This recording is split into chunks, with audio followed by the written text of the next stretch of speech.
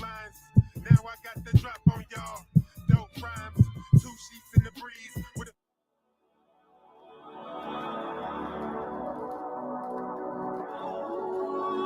how you fuck this up?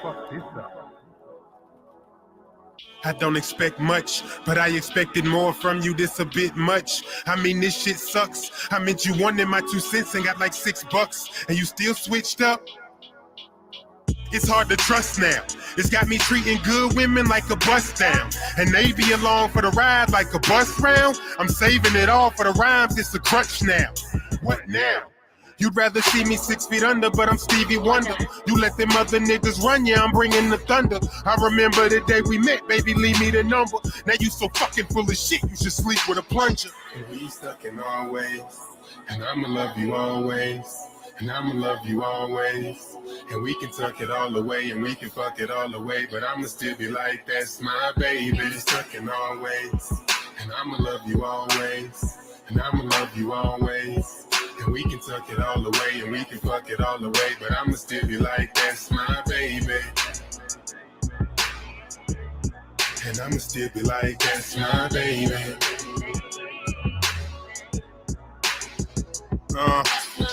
You always was a bad bitch, and I ain't mad with you. Maybe one day you Marty McFly and you get the picture.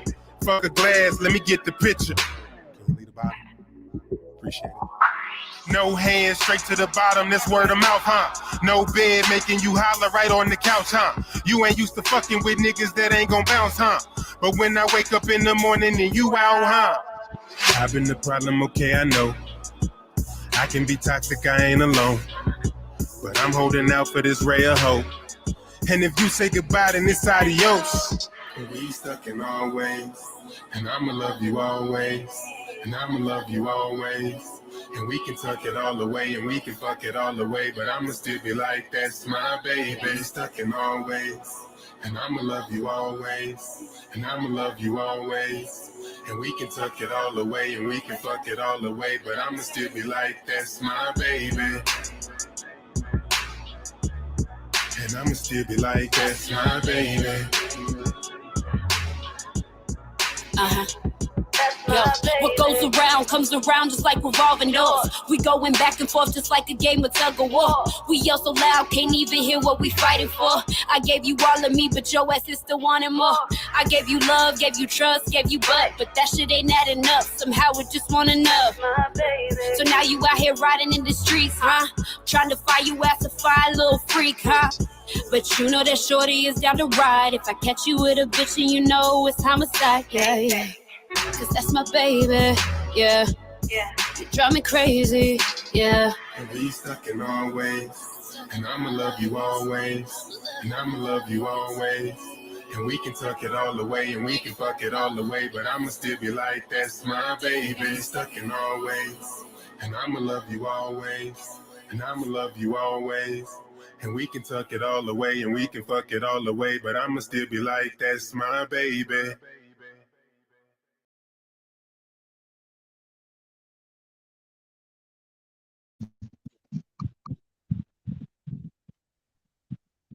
Now that song, okay. First of all, I'd like to welcome everybody to Voices of an Artist. I am your host, Bossy V. Thank you guys for coming and vibing with us. I do like to promote a lot of, mental health. As artists go through a lot of shit. Always, check, make sure you're okay, make sure your neighbor's okay, make sure you're good in terms of everything in order to proceed with a career like this, because it can be overwhelming, and I understand because I've been through that, been doing this for years, and nobody has that opportunity to have someone to listen to them.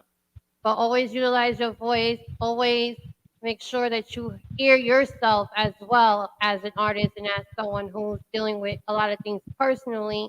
It takes a lot. It really does take a lot. And, we don't have that support sometimes with people that, that don't listen. You listen to our music, also listen to us too. And without further ado, I'd like to introduce a very special guest of mine. He's been grinding and he's from North Carolina. That's what's up, Kelly. Ew. And he's been doing his thing for a minute, and he does resemble to me like Rick Ross. His vibe is so similar to him, and I love it. I love it. Love it. So what's good? How are you? This is Fat Boy, the Fat Boy. Yeah, I'm glad to be here. I'm excited. First time here. I love coming to shows for the Yes. first time and introducing each other to our audiences and everything like that. And yeah, and I get the Rick Ross thing quite a lot. I've gotten used to it. I know at first it was like, oh, I'm tired of people comparing me. But after a while, it's gotten to the point where it's like, there's worse artists that you could be compared to in this day and age than Rick Ross. So I just roll with Yes. it. Shout out to Karen Biden. She's actually a manager and publicist. A lot of just to let you know, a lot of people coming here that I know are from like the industry. They like to tune into different artists and actually connect with you. So if they're feeling your vibe, they're gonna connect with you. Just let a heads up. Okay. Yes, this is what it's for y'all to network. I want y'all to get in tune with these artists because they've been grinding their shit off. And I think he's from Greensboro, right? North Yeah. Carolina? Yeah, Yeah. see, I pay attention. So, okay. Who is the Fat Boy and what made you do this whole career? What inspired you to do this? Okay, so first part, who is the Fat Boy? I like to think that I'm like your above average guy, if that makes any sense. You know what I mean? Deep down, I'm a regular dude. I like to hang out with my son. I like to go out to eat. I like to take naps. You know what I mean? But at the same time, I'm a creative at heart, and I like to take that and just put it out into the world. I mean, I know I did a spoken word poem at a Juneteenth event here recently. I did photography at a show actually Saturday that I was also performing at. I do graphic design and t-shirt design. So really, I'm a creative, and I'm just trying to get that out there to the world the best way I know how. And I'm enjoying the ride while I'm here. As far as what influenced me or what inspired me, when I first started, I was like 10 years old. And at the time, I've grown up now, and I can look back at my 10-year-old self and be like, he ain't really had nothing going on like that, da, da, da, da. But when I was 10 years old and I first started writing, a lot of it was because I felt like I had stuff going on that I couldn't talk to other people about, because for the same reason that I'm judging my younger self now, like, oh, it ain't that big a deal. You was 10 years old, but when you're 10 years old, it is a big deal. So I started just kind of almost venting to the paper. The first song I wrote about was it was about sex, because I had just lost my virginity not long before that, and I couldn't just go and tell my dad or my little brother or whoever, like, hey, you know what I mean? So I wrote a song about it, and it was terrible, and I'm glad I don't remember it, but that's how I started. And so hip hop was kind of my journal starting out. Okay. Hey, whatever helps you talk about it, right? Right. Because it's kind of hard at that young age. Nowadays nowadays I don't back then it was a little complex, but it also was a little easier. But till nowadays it really can't talk about certain things because it can either really fuck you up for the rest of your life. Yeah. And it's hard. It really is hard, to even try to get into this career goal, this whole pursuing. And I'm very proud of you. You're doing so many things. A man with many hats. Okay. That's really dope. You do someone in the Karen asked that you're a video photographer. She was asking that. Say again, I'm sorry.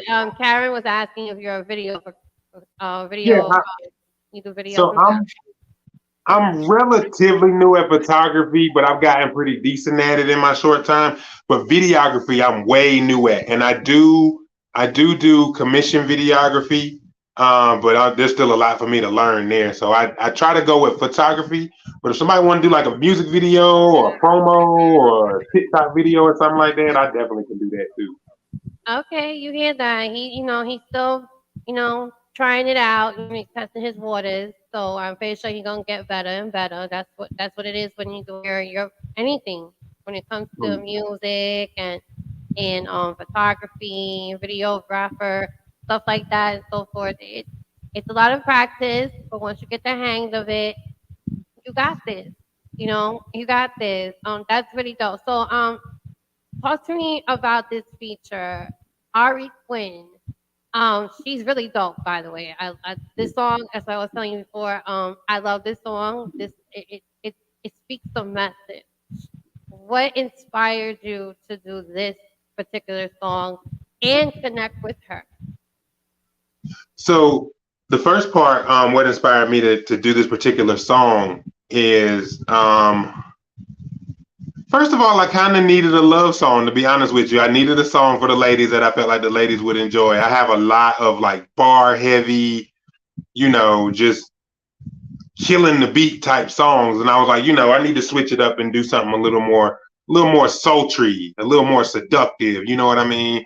And so, started writing Love Affair, Don Julio, and I had actually finished with it before I tapped in with Ari. And when I was done with it, I was like, it's hot. I actually wrote that hook, and I was like, the hook is hot, the verse is hot, but I'm like, I feel like it can't be a song for the ladies this day and age without actually adding a lady on there. You know what I mean? I feel like, it's a song for the ladies by a dude. Like, it might go well. It might go even better if you're an R&B singer, which I am not. But if you had a lady on there to give the woman's perspective of it, that takes it to a whole nother level, because women can relate to that even better than me, talking about my end. So it kind of touched both bases. But what made me choose Ari specifically, I've seen her perform a few times. I've heard some of her music and everything. And I was like, her vocal tone, I think, was the main thing that wanted me to get her on this song specifically. I was like, I feel like her voice would match with mine and also match with the beat very well, when she does her verse and everything. But then she killed it. And then when we did the video, she's so energetic. We shot the video, I want to say it was like a January or something like that. Everybody was freezing cold outside. And I mean, she was still out there energized, laughing, pumped up, So it was just a wonderful experience all the way around. And I definitely will work with her again if she'll have me. No, that's really dope, and I'm glad you see that, because you really want to have that particular song to really a message, and if it's something has to do with like relationship topics, that's a definite way to go when it comes to having another artist as a female to come in and do that act. What do you call it? It's like a back and forth thing. Yep. Yeah, and I like it because it relates to the message, and we definitely all can relate, male and female. We went through it, so I appreciate you doing that, especially that video. That video, Chris, who's the video director? If you Oh could yeah, shout him out, shout whoever you want to shout out. shout out JT Visuals. She shot the video. She's out of Charlotte, North Carolina, and I linked up with her actually. My homeboy Wax had done a couple of music videos with her in Greensboro, and I know at least one of them I was featured on. So I came out and jumped in the video and everything, and saw the result and was like, "Yo, she really got skills." So I knew I wanted something a little more cinematic for this one. Again, I have some videos and some songs where it's just me rapping and there's like some graffiti or something in the background, you know what I mean? But for this one, I was like, I kind of want to tell more of a story and have a little bit more, meat to it, a little more substance to the visual. And so I was like, I feel like she can really do this, because she shoots all kind of stuff. She does music videos, but she also does like commercials. She does short film, stuff like that. So I was like, I want somebody that can kind of spread their wings and do something different. And that's how that happened. So shout out to JT Visual. Shout out, yes. I commend everybody to do that, because if it's not for DJs and these directors that take their time out to give us a really to bring out our visuals and what we want in our music, we wouldn't have nothing. And I love the visuals that she put into there. So shout out to her and all that she's been doing. Karen wants you to send her some samples of your videos that you've been taking and stuff like that. All right, Auntie. He got you, right? He got you. Yeah, she's very into it with this show. And she knows others. Like normally Keith comes in here too. He's a publicist as well. So trust me, they're gonna be watching you. I'm with it. Okay, so in terms of your music, how is your process in the creative wise? Like, how is the process? Um, to this day, my process, because it started out kind of as a journal when I started writing hip hop, to this day, it still kind of starts with a feeling. You know what I mean? I could be sitting somewhere and I'm like, I don't know, just for example, like with the love affair of Don Julio. I might be sitting somewhere and I'm, in that case, I think it started with me kind of reminiscing on, like past relationships, specifically my most recent past relationship, which was still kind of a while ago. But, kind of reminiscing on that and realizing that there is, there's melancholy and there's angst and there's still some emotion in there for various reasons, but also that there's a healthy amount of toxicity in quite a few of them for various reasons and various circumstances. So I wanted to kind of sprinkle that in a little bit too. So that's where it started, and then I just kind of put pen to pad. After that, I usually find the instrumental first. It's very rare that I'll write the lyrics first and then add it to a beat later. I just rather would kind of match everything up together at the same time. And from there, I try to get as much of it, like when I'm writing, I put it together, the verse, and then I try to kind of think about how I would do the ad libs and the back vocals. And then I kind of think about, okay, would somebody else sound good on this track, or would this be better as a solo track? And even past that point, I'm already thinking about what's the visual going to look like, because I do a lot of my own graphic design too. So I'm like, okay, what's the visual aesthetic going to look like? What kind of cover am I going to have? What kind of photo shoot am I going to have for the cover art, or that kind of thing? And then once I get that, I'm like, okay, so and lately, honestly, just this year, I've started to get to where I'll get the song together and start shooting the music video, or start putting together the concept of the music video, and then I'll kind of take pictures at the video shoot, which then those will become the pictures for the song, the single, or the cover, or whatever. And so it kind of all has a congruency and a continuity to it. So you looking at it and you get the same vibe from the cover and from the video and from the song. So yeah, that's kind of the process. So from the beginning, while I'm even coming up with the song, I'm starting to put together what the visuals are going to look like. That's really dope. That's actually really cool that you do it like that. Because me personally, I when it comes to like the beat, I have to have a beat in order to put the words together. So I for you, I'm the same way. I thought I was the only one that does that shit. Nope. That's really cool though. That's really good how you got that whole setup. See, you gotta have a plan. And if you don't have a plan, ooh, let me tell you. It'll be all over the place. It's been an evolution, because I definitely used to kind of just get the song together and then have a video that was like kind of loosely to the song, and then have a cover that was kind of, so it's been very recently that I learned to kind of do it like a movie almost. When you have a movie come out, and let's say Will Ferrell got a new Anchorman movie coming out, you know what I mean? And so you'll see him, the new poster will come out and it'll be him, and then he'll go and do interviews and the whole Ron Burgundy get up and all that kind of thing. So I'm like, that's when I started thinking, like, maybe I need to kind of put it all together into one line instead of just putting it out there. No, but that's good. It's a good way to do it because, in terms of, because I was discussing this in the last podcast about marketing and promoting and stuff like that. It's a good way to get you in that type of, goal and steps and stuff like that, because when you finally market your shit, you're able to promote it the right way. You're able to have people search it the correct way, because, sometimes gotta match your marketing when you're, it's a lot, but it's worth it because it's your shit. And this is what you love to do, you know.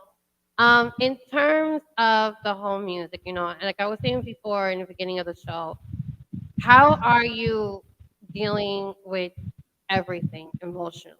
Because it takes a lot sometimes, you know, in terms of mental health and stuff like that. Like how you grasping everything. Does it become overwhelming for you sometimes? Oh, it definitely does. You know what I mean? That's part of being human. Especially so for me, it can be overwhelming because outside of the music, I'm a single dad, and of course, I work a full-time job, and just regular life stuff. So, the studio actually for me, the music a lot of the time is a release. It's a good way for me to get a little leisure. When I go to performances, there's a little bit of anxiety in there. I definitely still get stage fright even after all this time. But at the same time, it's a chance for me to get out there, put the music out there, put the energy out there, and even have a kid-free night for a little bit.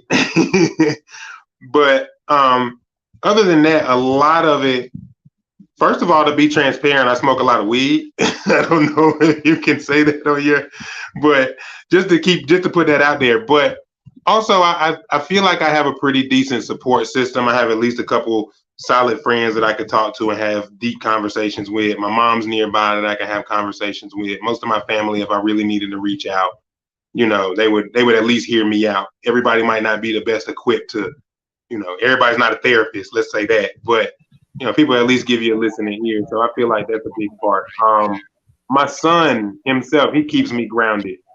There are a lot of times where it's kind of like, oh, F it, I don't want to do this anymore. I'm tired of going to work. I'm tired of going to the show. I just want to lay in the bed. But then he's 6 years old, and he don't understand a lot of the things of the world just yet. And all he know is I don't want to sound like a cliche, but he lets it be known and shows it that I'm at least one of his heroes. And so that's a big help to keep me motivated and to keep me pushing, because it's like, if it was just me, I could quit, give up, whatever, and that thought crosses my mind, but it's not just me. And I don't want him to see me quitting every 5 minutes, or I don't want him to see me giving up on my dreams, or, it's okay if he see me stumble. It's okay if he see me fall, but I want him to always see me get back up, so then he'll know to just keep moving. You know what I mean? It might not always go your way, but as long as you don't fold, there's another day.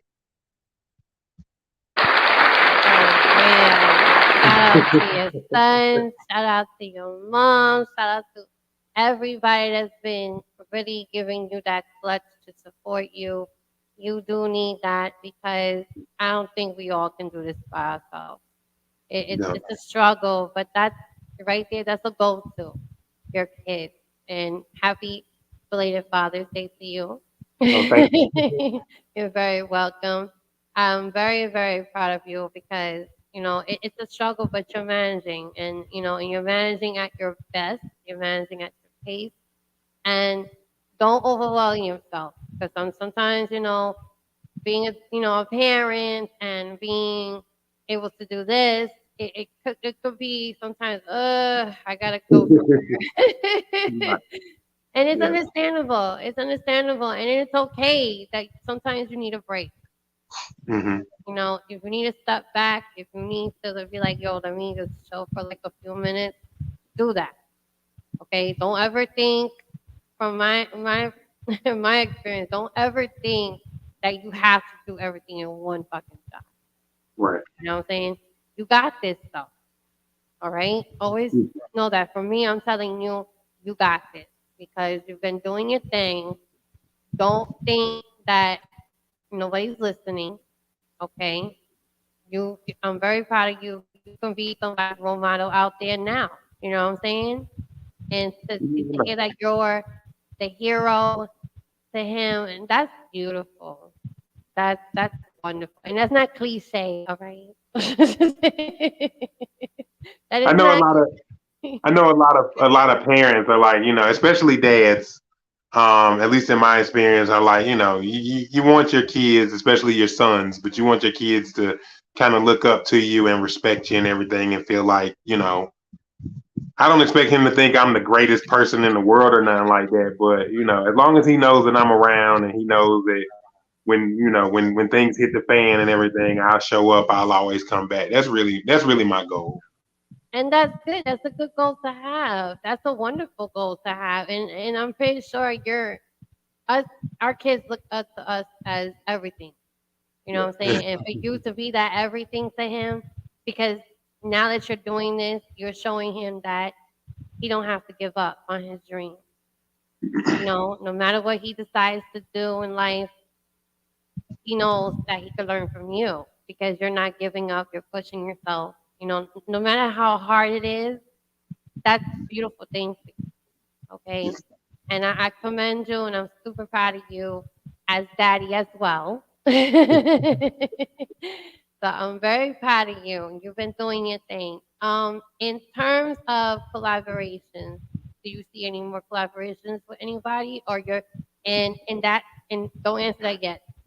That and then also, are you picky when it comes to your collaboration? So the first part is yes, I definitely see myself doing more collaborations. I'm actually wrapping up a joint album with producer The Chef.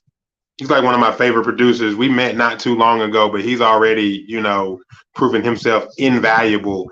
I mean, he's amazing. And he produced all but one track. It's a 10-track album that we're putting together, and he produced all but one track on there. And I mean, he's producing, he's mixing, he's mastering, he's arranging. He even shot one of the music videos already. So, he's really putting in work too. So I definitely got to shout out the Chef. And that's who I'm collaborating currently. And then on that project, I have a few collabs. I know J Hood, formerly of D Block, is on there. Yeah, you got to be of a certain age to get that reference, but if you know, you know what I mean? Yes, I know. I'm like, wait, what? Yeah, so he's on there. That's probably the big one on there. And then I know Kiwi Sweet out of Charlotte. She's a female rapper, and I mean, she just goes hard. I've worked with her before. She performed at one of my my single release parties I had a while back. She was on another track, but we never got that track finished. I'm disappointed. I got to go back and revisit that track. But the track we got coming, it's actually coming up. We're trying to get the music video together, but it's been a little bit of struggle just to get extras to be in the video because the topic of it is kind of a stripper joint, so it's kind of tough to, Yeah, don't want to do. it's a lot of structure. Right. So Shout I out get to it. Shout out to Madison J is another feature that I have on the album, and I got to shout him out because he just got nominated for a Carolina Music Award down here, and he been doing big things. I know him for a long time. He been grinding. Okay. I got Vocal on there. He's a singer, and he killing it. I mean, and just to take that and roll into the second part of your question, am I picky when it comes to my collaborations? I like to think that I am. I was just telling somebody the other day, when I pick somebody to collab and I hit them up, I am expecting them to kill the track better than me. Like, I know who I picked. I know they got bars, or I know they can really blow, or I know, so I definitely pick people that I feel like are going to blow me out of the water on my own track, because if they're not going to blow me out of the water on my own track, then I could have just did a solo track.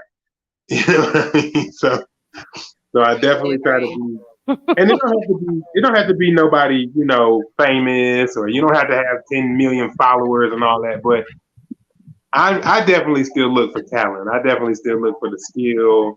If you can get it done in the studio, you can really ride this beat. I like that kind of thing. So before I even pick a collaboration, I definitely have heard them and seen them perform, and I know what I'm getting. That's dope. No, you have to be. See, it's okay to be selfish with your shit because you don't want to just give it to anybody. Mm-hmm. And And it's true. You have to be, you have to be attentive with it too, because not. I'm not saying not everybody's like talented. It's just everybody is still. You could tell who's still growing Right. and who's still iffy and who is actually there. And so we can tell.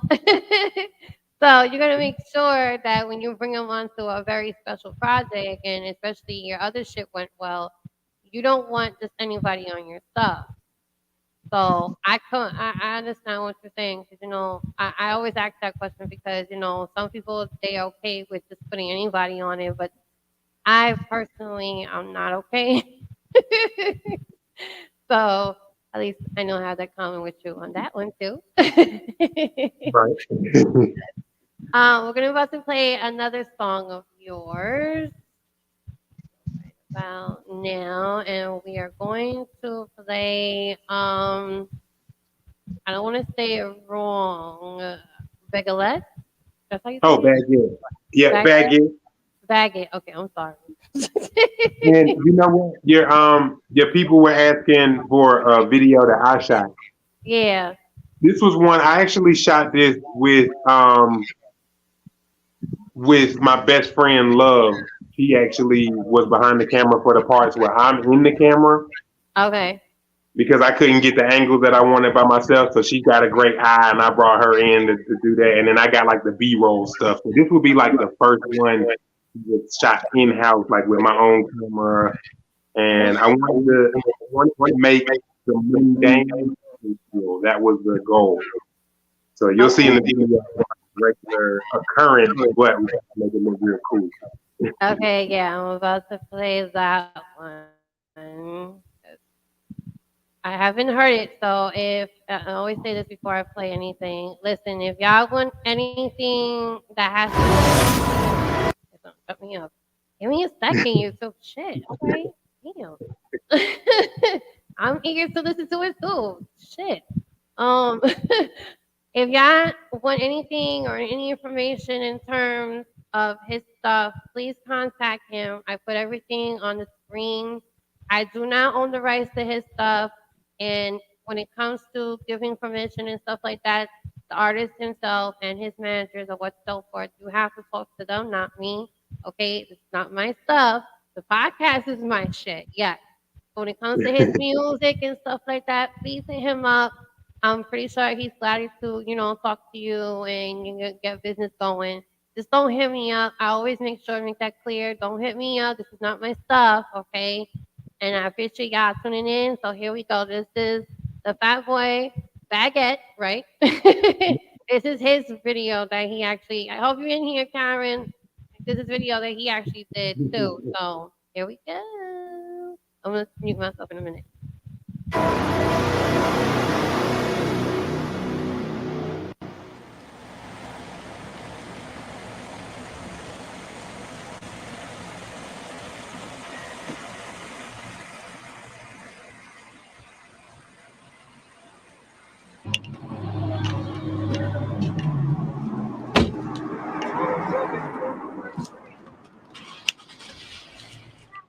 Breaking bread, you done made your bed, nap time. Baking eggs, baby, break a leg, flatline. I hate to say it, I'ma make a beg, that's mine. It's Bill and Ted, I'ma wake the dead back in time, all up in the Kool-Aid. I be getting head like a toupee. I be getting head, it's a duvet. I be in the mouth like a toupee. Taking a trip, posting everything but you, babe. Touche, it's far too late, it's past tense. New fade behind cool shades and black tints. You hate, but y'all fugazi dick prints. Revealed to this Grinch, too heavy to get pinched. Yeah.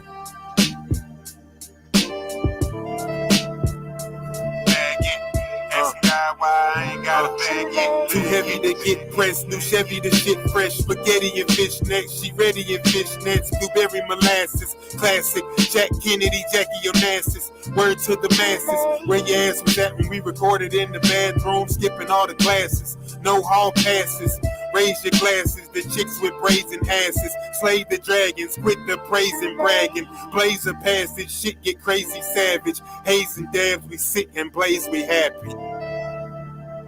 Bag it, Asking God why I ain't got a bag yet.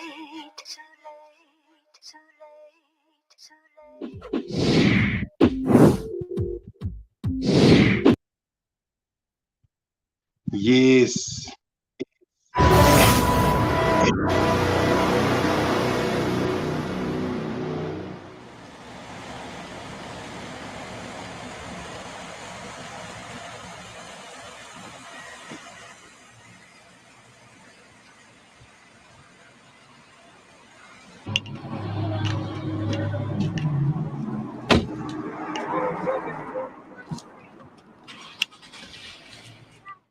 Breaking bread, you done made your bed, nap time. Baking eggs, baby, break a leg, flatline.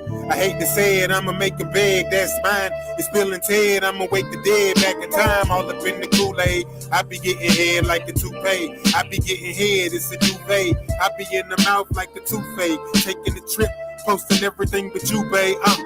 Touche, it's far too late, it's past tense. New fade behind cool shades and black tints. You hate, but y'all fugazi dick prints. Who feel to this Grinch too heavy to get pinched? Yeah. Bag it.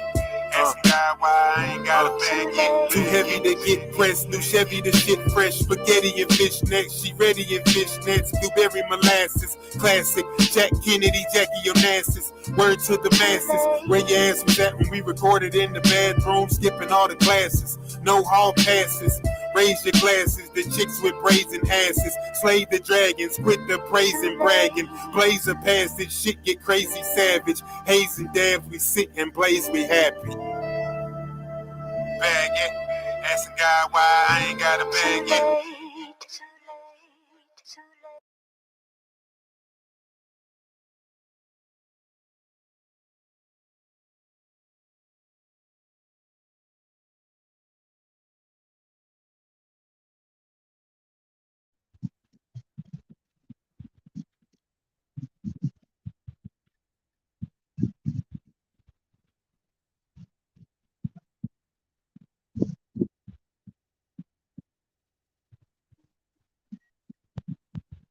Yeah.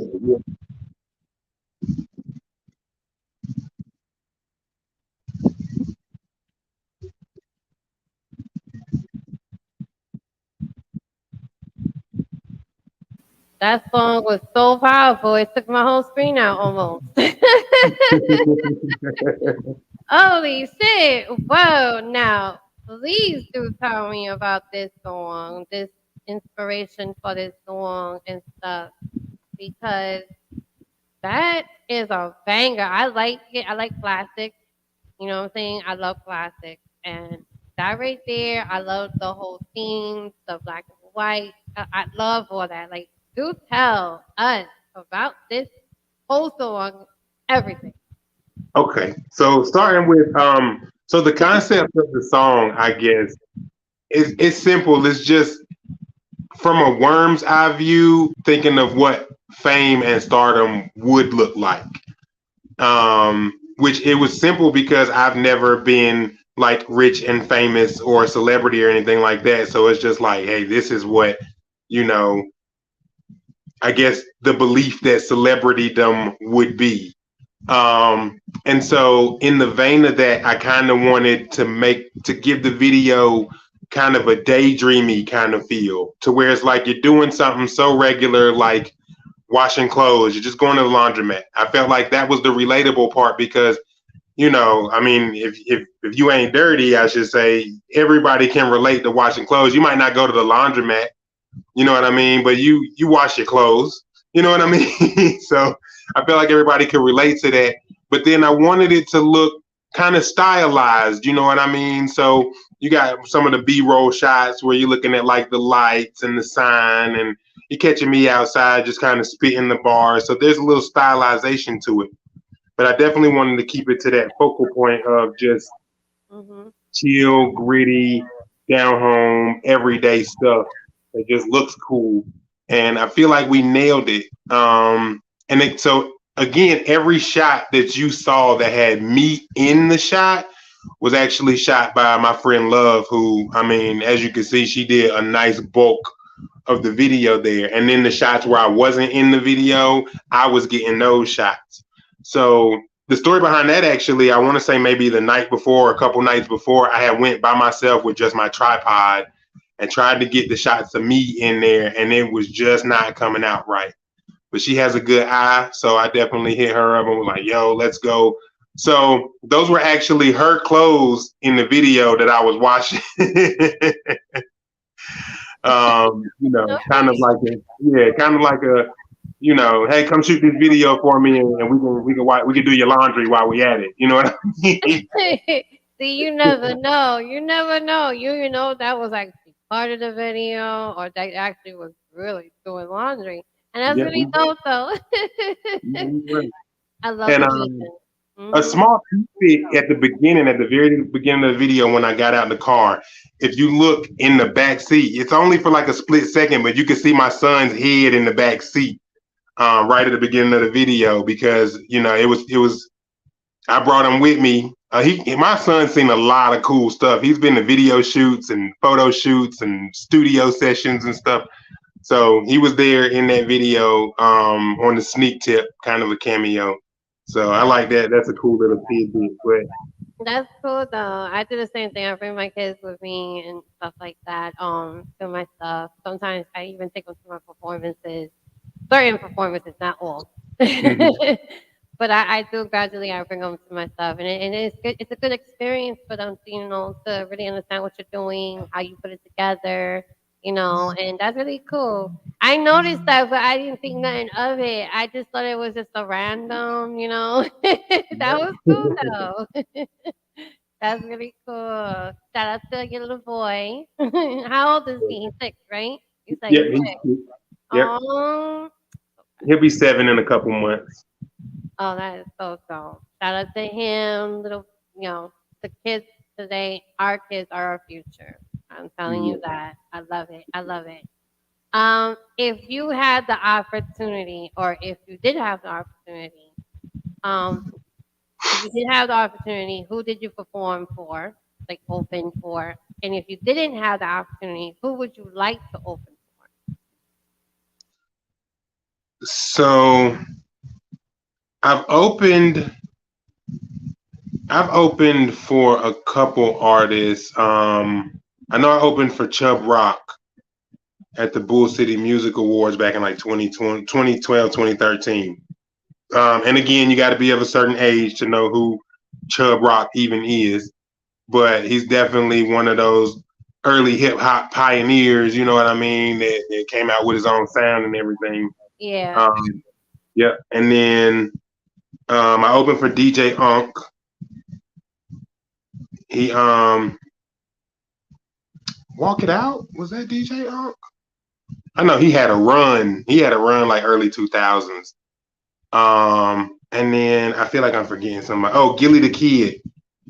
I know we see Gilly all the time online now. So this was like just before he started being more like a viral sensation and the podcast and all that I opened for Gilly the Kid in Raleigh.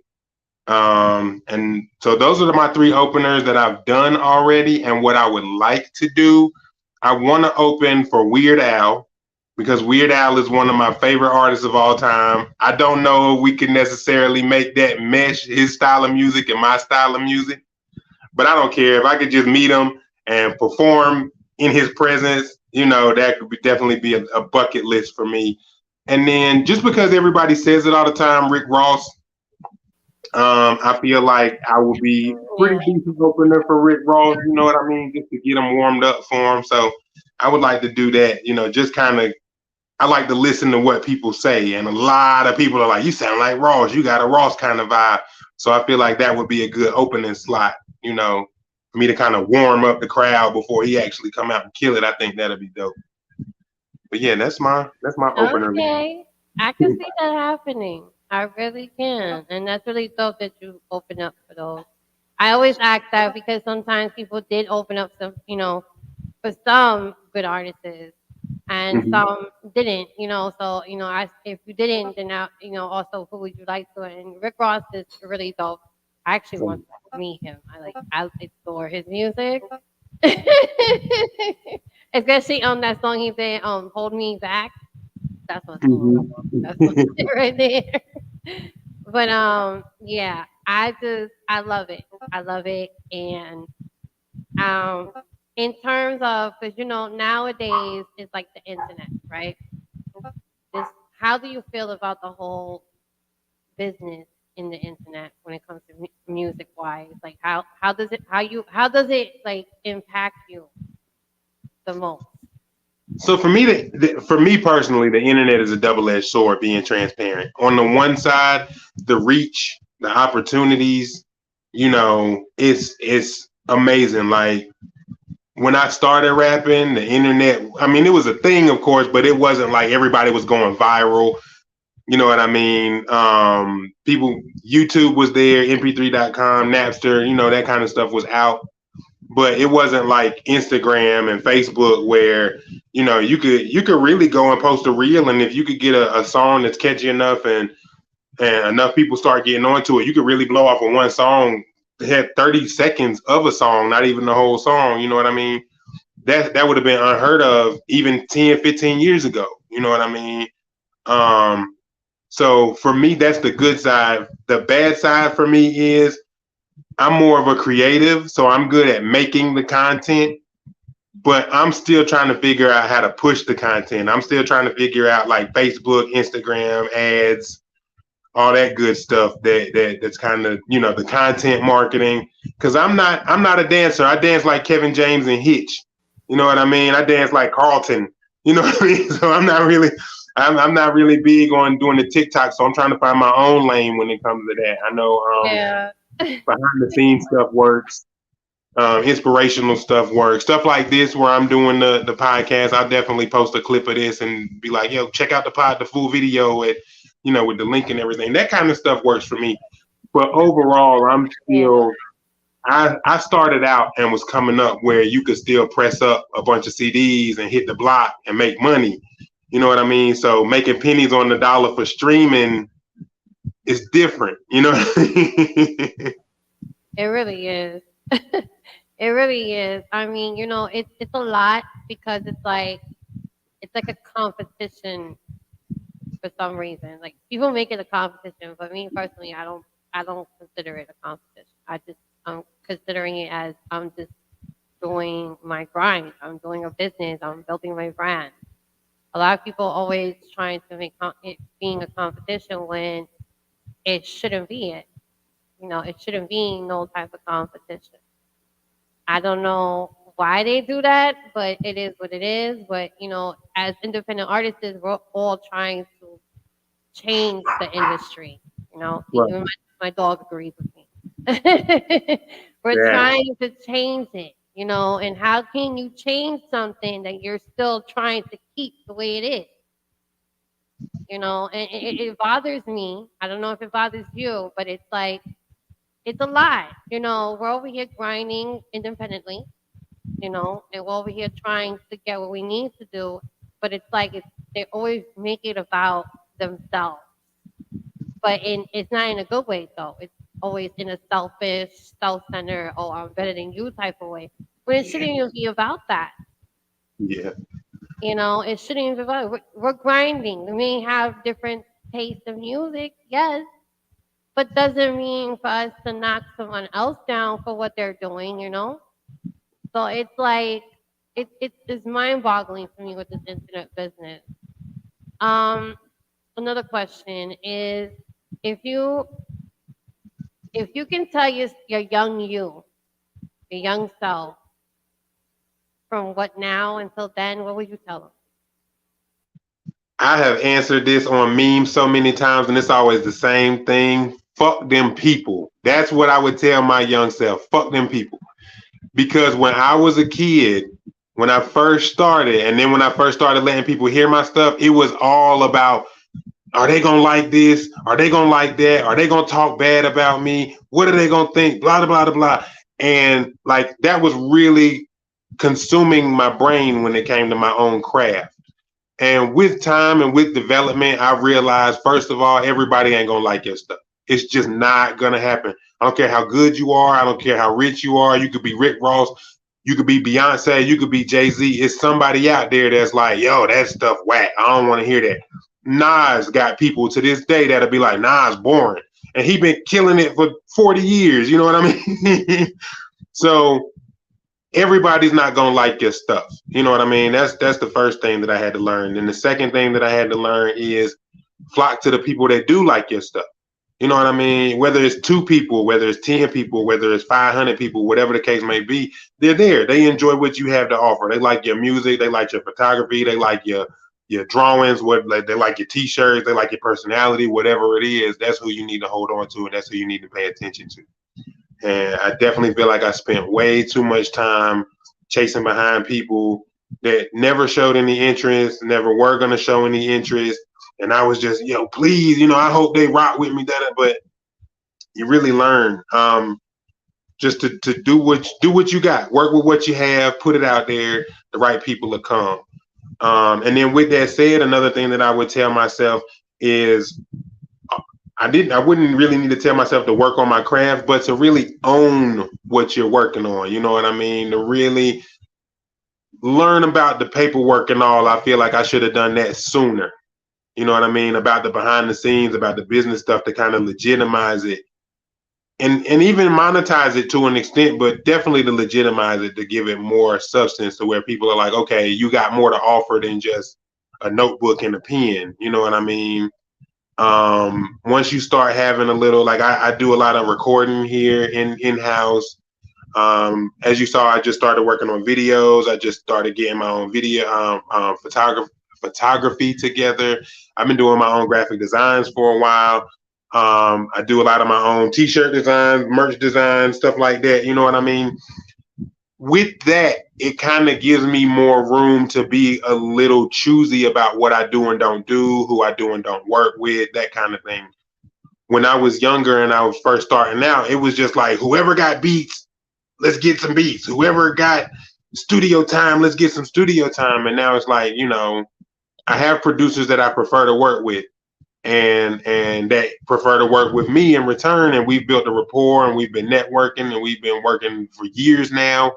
And so that's not so much of a struggle. So now when another producer comes along and they're like, I don't know you from paint, but give me $1,000 for a beat, you have the opportunity to kind of think twice about it and not just jump at something because you feel like, oh, this might be the reason I blow, or this might be the reason I get this song done and hit. It's like, you got your options rather than just jumping on whatever bandwagon comes along.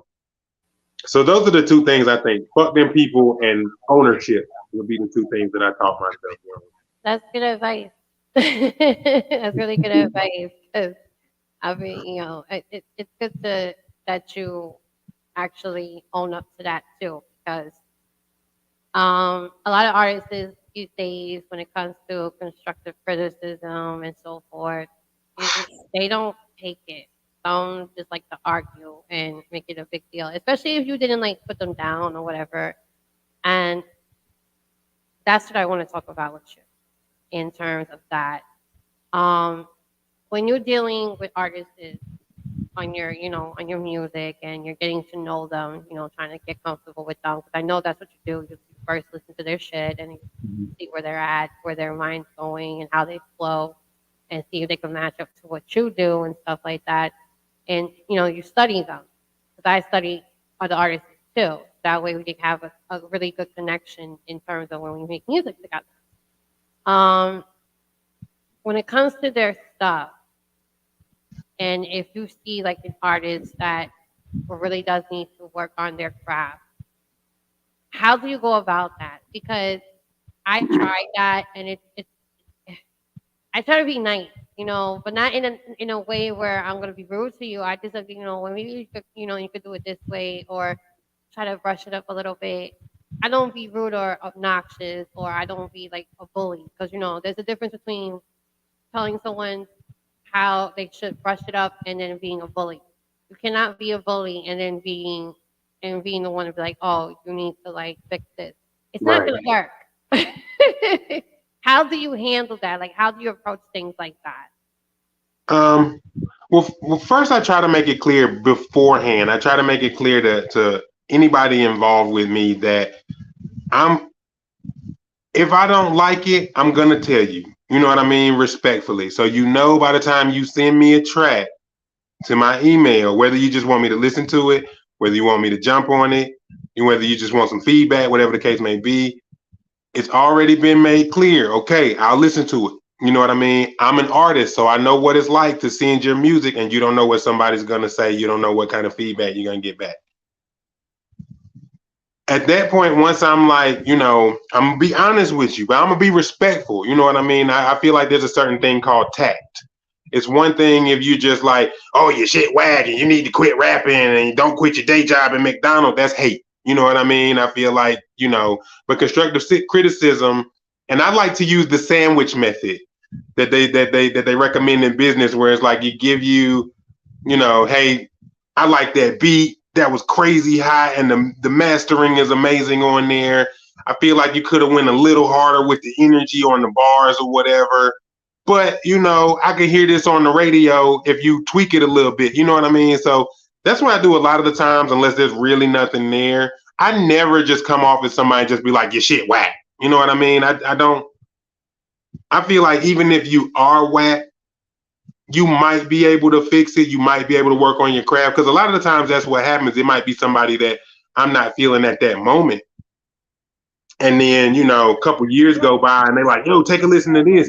And the next track blows me away. You know what I mean? So I don't never count nobody out unless it's being, if it's been a decade and the stuff still sound like it sounded 10 years ago, and, and I've been giving you the little pointers like, hey, maybe turn that up. Hey, maybe go a little harder. Hey, maybe write that down next time. Or, I try to give pointers instead of just, yo, this ain't it. You know what I mean? But I have no problem saying this ain't my cup of tea. Somebody might mess with it because you never know who will like what. There's somebody out there for everything. But it's not my cup of tea is what I would probably say. You know what I mean? Yeah. Now, after that, once I give my constructive criticism, this is where I find out what kind of artist they are. Okay. Because as an artist, I take constructive criticism. I've had somebody tell me, yo, don't quit your day job. And I've also had somebody tell me, hey, this would be a lot hotter if you, did this to it. If you took it to an engineer and got the quality worked on, if you got a better beat, maybe take your time and slow down on like I take that kind of thing and try to incorporate it. So once I've said my criticism to where it might be the mixing, the quality, it might be the lyrics, it might be the energy, any number of things, I kind of sit back and see how they're going to react. Most artists, because I've already given them the heads up that I might not like it, most of them at this point in time that I deal with can accept that and be like, okay, I see what you mean. Even if they don't agree, even if they're not feeling my advice, they can kind of take it and be like, okay, I can see what you mean. Or I feel your opinion. I understand. I'm glad you have an opinion. Thank you for checking me out. But if I get the artist that's just like, bro, you just a hating man, and you ain't, you don't know what you best believe I'll never talk to them again. Don't send me no more music. Don't comment on no more statuses. Don't come to no more shows because you show me your true colors. You show me that you're not here to improve. I feel like if you're an artist and you're about your game, you're trying to watch them game tapes. You're trying to improve. You're trying to take whatever you can and build on it. You know what I mean? And make it better and better. So if somebody comes and they like, hey, maybe next time take it to an engineer that can master it a little bit better, then maybe I'm gonna be looking for somebody that's better at mastering, or maybe I'll give some pointers to the person that mastered it this time and be like, hey, let's work on these levels here and there because I've had some complaints. If it's something that I can fix, hey, maybe slow down your rhymes a little bit so we can understand what you're saying. Then the next track, I'm gonna try to do something a little bit. Let's work on the cadence a little bit so they can hear what I'm saying, because that stuff will help you improve. But if I'm not the type that's gonna go off and be like, yo, you just a hater. So if somebody come off at me like that. Mm-hmm. Yeah. I had to see. I need to get this shit off my chest. Okay, I'm not gonna name names. I don't do that. All right. Well, at least I'm trying not to do that. All right. Because sometimes it's just like fucking flip. But um, I'm a manager. Okay, I manage artists. As a manager, my because we this in the company is two management. But me personally as a management, I'm gonna go all out for you. You know what I'm saying? I'm gonna be a manager. A manager was supposed to do.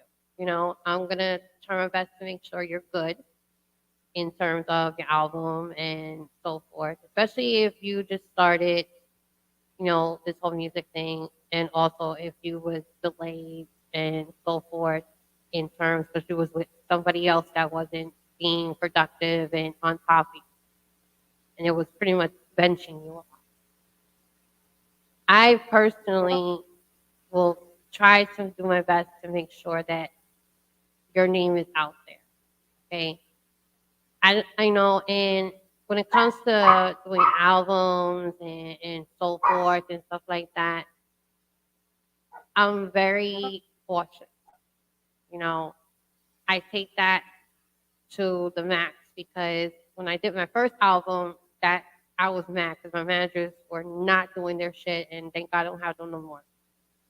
Well, when it came to my second album and then now my third, I took my time with both of them because I want them. I want to build my name in a way where, okay, you got that boss me, but I want you to hear this boss, you know? And I'm dealing with someone that's in that mindset where it's like if I tell them that, hey, listen, when we was in the studio, I was, you know, going over your track. I think maybe you should like punch in certain places to fix the delivery. That's all I said, okay? And I wasn't the only one that said that. So, and this is for their album in particular. I'm trying to make sure the album, when it comes out, because it's going to come out in next month, I'm trying to make sure that it comes out crisp, but not crisp in the point where, you know, not everything is perfect. But at the same time, I'm trying to help you get your message across in that album. You know, especially if you named it the way you did, it has to make sense. Yeah. So it's like I literally got cursed at. Okay, I got cursed at because I said that. So it's like then it's like I try not to get out of character because I'm very professional. But I'll go bring my fucking hood side like that. Don't play with me. Like I'm from Brooklyn, New York. What's good? I will bring it out.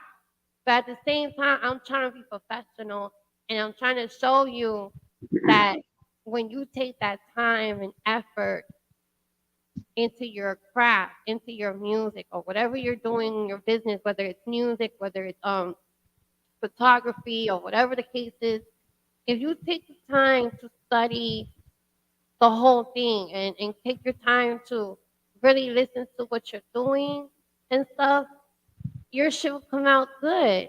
Mm-hmm. You know what I'm saying? So it's like it was mind boggling me because I'm like, I didn't say nothing fucked up. I could have said, bitch, go get another manager. Right.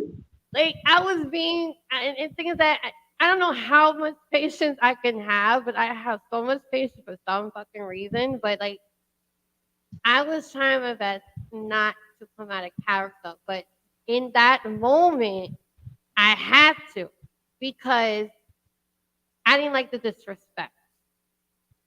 You know what I'm saying? Because I kept it real 100%. You know, I'm trying to tell you that if you send that shit to a fucking Atlantic Records or so forth, they're going to tell you the same motherfucking thing. And then they're going to question, why did your manager let you go out like that? Right. So, Then look bad for you. exactly. And I'm not trying to, the company has built a name for itself, and everybody knows the name. So, how does that look? If I send you out there into the fucking Shark Tank and you're the shrimp in the fucking water and you're about to get attacked. I don't want that. You know what I'm saying? I don't want someone to do that to you, especially if you're just trying to grow your brand, you're trying to grow your name, you're trying to grow all this, you're trying to get your shit out there, and you're learning stuff as you go along because they didn't even have that. They didn't even have that doing interviews and all that. They just started doing that shit now. Okay, that's how much bench they were with the other company, and you're starting to do this a lot. You're starting to do a lot more now compared to what you was doing then. But then it's like you're rushing everything. And that shit, it really fucking annoys me because I'm over here trying to get you in the right path. You came to me for this help, okay? I didn't come to you. You came to me and my crew, okay, to help you, to get you where you need to be. And I'm giving you these little steps to take. And it's like, it just fucking went pa fuera in Spanish outside. It just went, it just went out there. It just fucking left like the zone. Like left field. That shit was gone, my nigga. Like it was gone. So it's like, and then you're getting mad because she was, they were like on that term of fuck, fuck whoever doesn't like my song, fuck this, that, and that. I'm like, okay, all right. So being that you said that, right. We sent out that whole album and it sounds like that, you're on your own with that because we're not setting that shit out. You are. And my thing is definitely you got to be coachable. You know what I mean? You got to be coachable. You never know where you're gonna get some kind of insight, some kind of information from. So I definitely try to stay open minded. And so for me in that sense, because it's rare, but I've had artists kind of come off like that. And a lot. I've gotten to a point now where I just don't have to tolerate certain things. I'm definitely the CEO of my own life. Mm-hmm. And, you send me your music. I've also come to the point where I don't really go. If I'm seeking somebody out, you know what I mean? I feel like they have something going on. You know what I mean? And a lot of the times people will come to me with a track, or they'll come to me with an idea, or they'll come to me with something like that and ask me for feedback, or how do I do this, or something like that. And if I give them that feedback, this is me giving you knowledge. This is me giving you knowledge that I had to dig for and Google searches and printing out articles and reading magazines and talking to people in consultations. And I'm giving you this information. I'm not no guru. I'm not Diddy or nobody. You don't have to take my advice. I'll still live. You'll still live. You might do better than me, whatever case may be. But you asked me, and now I'm volunteering you the information that I had to dig for. If you don't want to take that, that's fine too. You don't have to take it. But you're not gonna cuss me out. You're not gonna tell me I ain't worth a damn, because you came to me. You know what I mean? It's like when guys are trying to holler at a lady, and it's like, hey, beautiful, what's up? What's up? And she don't respond, or she might politely decline, hey, I got a boyfriend or something. Oh, well, you ugly anyway, you fat. Like, but you came to her, you came answering her questions, disturbing her peace, taking up her space and time, just so you could tell her she fat and ugly anyway. Like, why would you go out like a clown like this? So I feel like a lot of this music stuff, believe it or not, to the audience watching, a lot of this music stuff is a lot like dating. You know what I mean? And a lot of people will come to you out the blue and take your time, space, energy to get feedback or to get advice or to get pointed in the right direction, even on a small level. And then when you like, well, I like that song, but maybe you should write it next time instead of trying to freestyle it because it sounded a little choppy. Or if you're going to freestyle it, maybe punch in. So you do a couple bars, cut it, punch back in a couple more bars. So then it all sounds like one. Oh, man, you don't tell me how to record. You don't tell me how to. You're right. I don't tell you how to record. I don't tell you how to write. You came and asked me this. So you don't have to worry about me telling you anything. Don't Mhm. call me to find out where shows are. Don't call me to find out how big the merch. Don't call me for none of Mhm.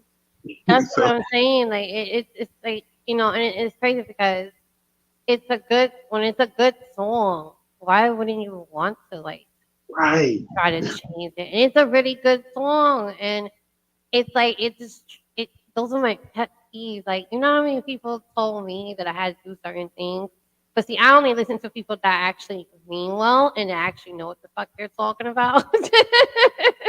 I don't listen to people that just sit on their asses and don't go nowhere. I actually listen to people that actually mean well and that actually was taking their time to be like, hey, bossy, maybe you should try this. I like when people talk to me like that. When you come disrespectful and you come out with some crazy shit out your mouth, I'm just gonna say, thank you, I appreciate you, having my shit or whatever, whatever, and then I keep it moving. right. But the disrespect is like I'm not gonna go back and forth with you. That's one thing I'm not going to fucking do. I'm not gonna do this back and forth with you because I'm a grown ass woman. I Like don't do me. that shit.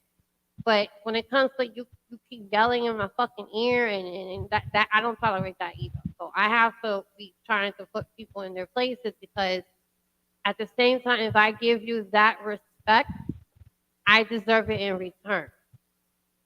You know what I'm saying? And if I'm not trying to tell you that, tell you that your ass, your music is whack. I'm not saying none of that. I'm not even saying anything like that. I'm telling you this is a really good song. I think you should, spice it up a little bit, fix it, that's the thing. I've been dealing with that since for like 2 days. And I'm like, how do you like it's good you tell us that because a lot of people it's like they're not understanding that when it comes to your music, you have to take this shit serious. Because then Yeah, nobody's gonna take you serious.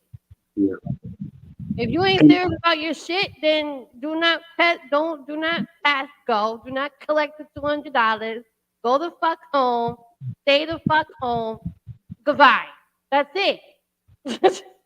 and I think being serious, I think being a serious artist, part of that is taking them gut punches, man. When somebody tell you about your stuff, you know what I mean? And I don't even want to say in a respectful way, but in a constructive way. Because I've also had people be like, bro, that track won't it, man. I think you should go back to the drawing board because, you know what I mean? Mhm, That the beat was too loud over your voice and you ain't had no energy and whatever the case may be. mhm. So I feel like taking those gut punches. I've there's a couple times I've been booed off stage. There was one time where I sent my music to somebody, a blogger or something. This was years ago, to a blogger or something, and she hit me back and was like, "Yeah, this is unimpressive." You know what I mean? And like it's like you like in your heart as a like Erica Yeah. Badu said, I'm an artist and I'm sensitive about my shit. You know what I mean? So Mhm, you want to be like, oh, what you mean, motherfucker? I worked on this album for 2 years, mhm. but you got to take them punches because they gave you their opinion. And if more than one person, like you got to send it to 10 people, and 8 people are like, yeah, this is what's wrong with it, and they all got the same thing. Like maybe you need to work on that because that seems to be an issue. Yeah, and one thing I don't like either is excuses. For every time there's a conversation, I don't like when I'm talking to you. There's the same motherfucking excuse. Like how many times we're gonna say that? Like I do not like that. Like if you're an adult and you're not 16 and pregnant, or you're not 16 trying to get your job papers, there should not be no excuse if you're like 21 and up. I'm sorry. That's the fucking the way it is. There's like we all go through shit. We go through a lot of shit emotionally, physically, mentally. We go through it. It may not be the same situation. I get that, but we all go through that, and everybody deals with everything differently. Yes, I get that too. But at the same time, you cannot put yourself in a situation where you're trying to be in a business, okay, or start a business, or trying to, even with a regular job, you can't tell no fucking regular job with that bullshit. They're gonna look Right. at you like you're crazy. Yeah. Yeah. Like, and it's like they don't understand that the concept of being when you're an artist is just like a regular job. The only thing that you're doing right now, you're investing in yourself more because a Mhm. job already has all that for you. they'll pay you. They, all these union stuff like that. They have everything ready for you, training and stuff like that. But once you start that job fully, and you getting paid bi-weekly or weekly, you have to understand there comes rules and there comes in guidelines and rules and structures that you need to follow. Yeah. Because after that, you can't tell a fucking job some shit like that and be like looking at you like, okay, and then this job is well not here. Right. Exactly. And So it's like, mm-mm. so that's why it baffles me the same way. I'm not even a job. I'm not even, you know what I mean? But it's like when trying to think of a good example of this situation where somebody has come to me, because I try to be real, but I try not to be harsh. You know what I mean? I know a lot of people are like, I don't want to tell an artist that their music isn't my cup of tea because I don't want to crush nobody's dreams. Well, you could tell somebody their music isn't your cup of tea without crushing their whole dream. You know what I mean? If you going around telling people don't quit your day job, then yeah, you might just be, a bit of a jerk. But at the same Yeah. time, you also don't have to necessarily be like, well, maybe just tell Yeah. them what it is. But I've had people where they'll come to me and I'll tell them what it is, and it's clear they're offended. I haven't really had anybody recently come off like, "Oh, you ain't nobody," because I kind of make it known, like I'm speaking here. I'm like, I'm not Diddy, I'm not Ross or nobody, but I've done some studying. I've been a student of the game for a long time. I've learned some things here and there that might help somebody else out better than they've helped me out. Even. So I come off from that point, and so then when I'm like, well, I'm not really feeling this because this reason and that reason, and then I mean, there's really no reason. The way I come off, there's really no reason for you to come back and be like, "F you, like this." And if you do, it's clear that you think everybody just gonna like everything that you do for no reason, and there's a level of entitlement. And honestly, a lot of that stuff that you talking about, I've had people be like, maybe you should be a manager. I'm an artist. I know how I can be, I can be sometimes, and I know how other artists can be, and I don't know if I got time for it. See, you know what it is? I like being a manager, and I'm gonna tell you why. And it's not because the pay is good or whatever the case is.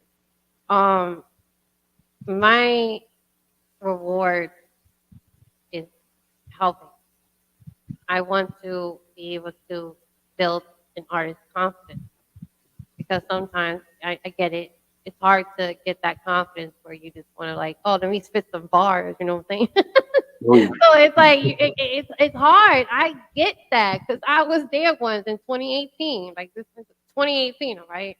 So I get that. I was nervous as fuck to be like, oh shit, why I'm hearing myself on this mic. So I didn't get none of that. I didn't get the grasp of it. I was like, am I supposed to hear myself? But I found out that that's the echo. You can hear yourself if you want to if you're not comfortable yet. That's only for people that are comfortable and they could actually spit, whatever.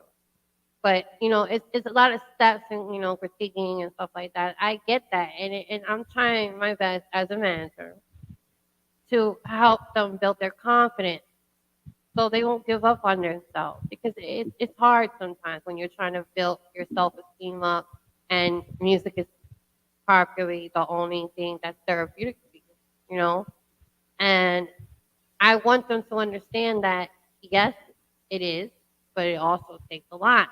And you have to really, really think about if you really want it. I'm not telling you to give up. I'm not saying that. I just want to make sure you understand that you're independent, and independently is you have to invest in yourself a lot.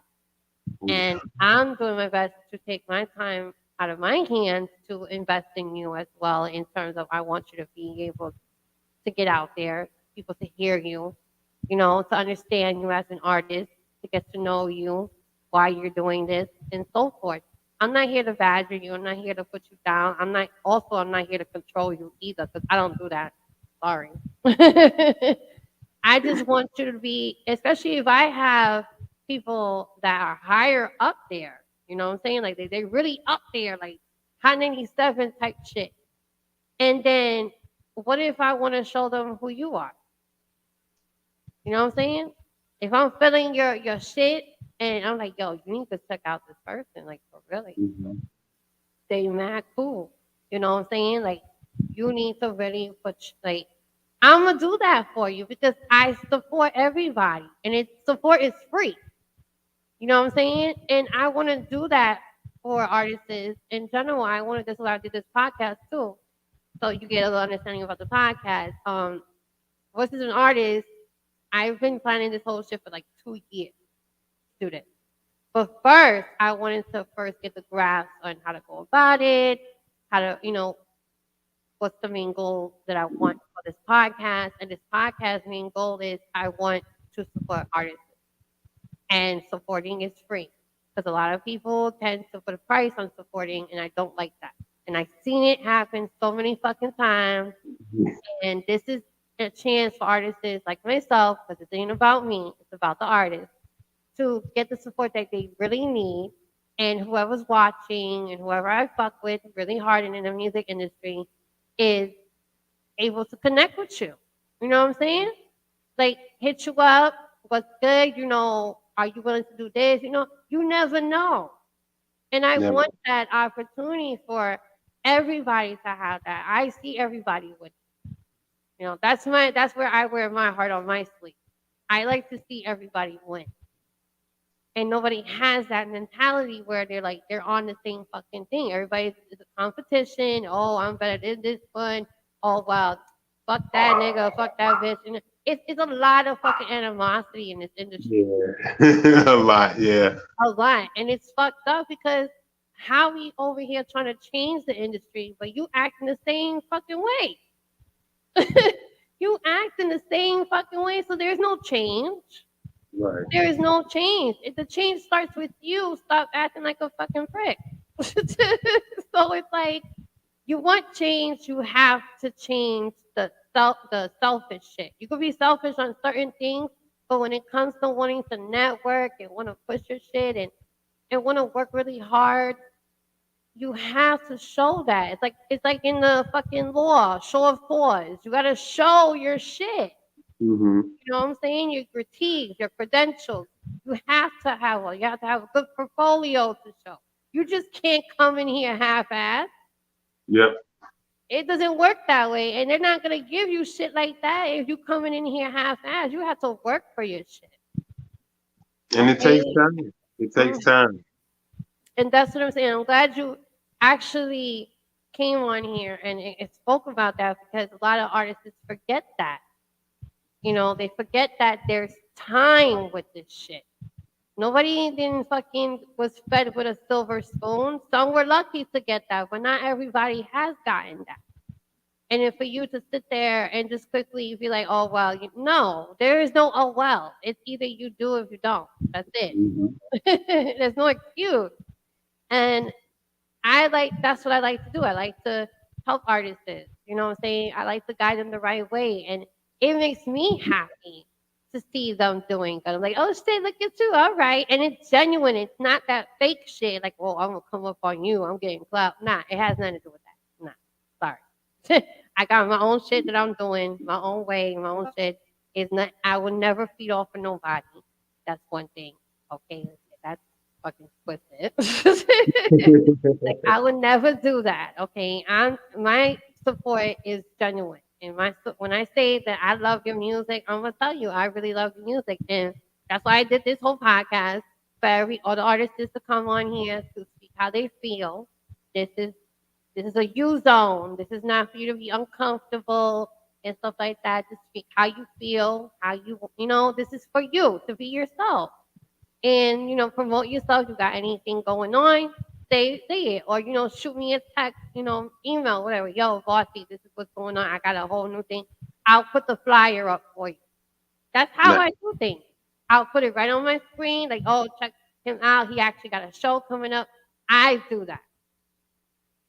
That's what I do. And that's what I like to do. And that's why I run this podcast for y'all to be comfortable and be able to promote everything. And I do mean everything when it comes to videos, to your events that you're doing, your venues and stuff like that, or anything new. Like you got products coming out, you got brands like t-shirts and stuff like that. That's dope too.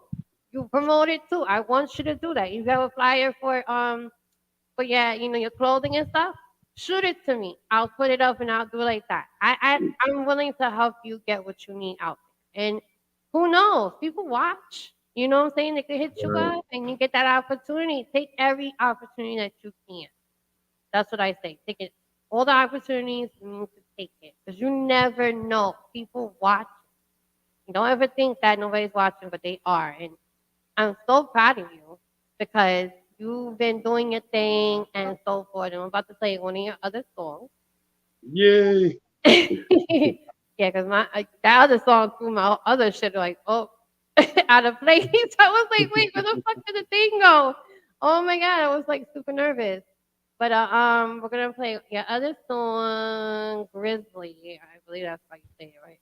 Am I saying it right? Gristle. Crystal? Okay, see, thank you. Because I think I saw the fucking E or I'm just seeing shit. So that's why I was like, wait, how you say this again? All right. No problem. Yeah, guess what? I saw the Grizzle. Yeah, there's no other L. Okay, you're right. Anyways, this is another song from him and a video. And I haven't seen it, so it's my first time seeing it too. Because It's short. yeah, so I'm watching it with y'all.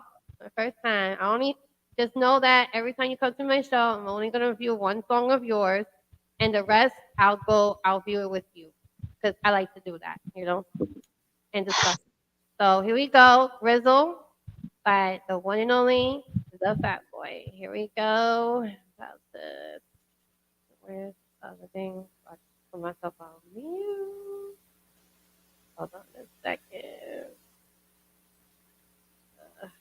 I don't know why it started like that. That's just crazy. Hold on.